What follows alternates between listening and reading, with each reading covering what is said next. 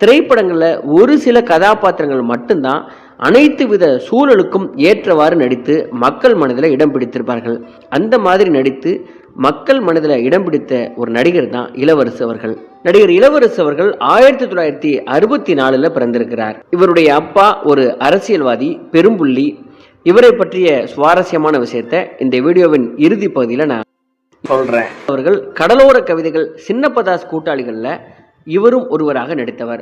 முதல் மரியாதை படத்துல நடிகர் திலகம் சிவாஜியை மாட்டிவிடும் போட்டோகிராஃபர், ஸ்டில்ஸ் ரவியிடம் அசிஸ்டன்ட், இயக்குனர் பாரதிராஜா பட்டறையில உதவி ஒளிப்பதிவாளர், சீமான் இயக்கிய பாஞ்சாலங்குறிச்சி, விஜய் நடித்த நினைத்தேன் வந்தாய், பிரபுதேவா நடித்த ஏழையின் சிரிப்பில் படங்களுக்கு ஒளிப்பதிவாளர், 1999 வருடம் தமிழக அரசின் சிறந்த ஒளிப்பதிவாளர் விருது என்று வாங்கி குவித்தவர். இந்த இளவரசு பற்றி தெரிந்து கொள்ள பிரமிப்பு அடங்கவே முடியாது. ஏனென்றால்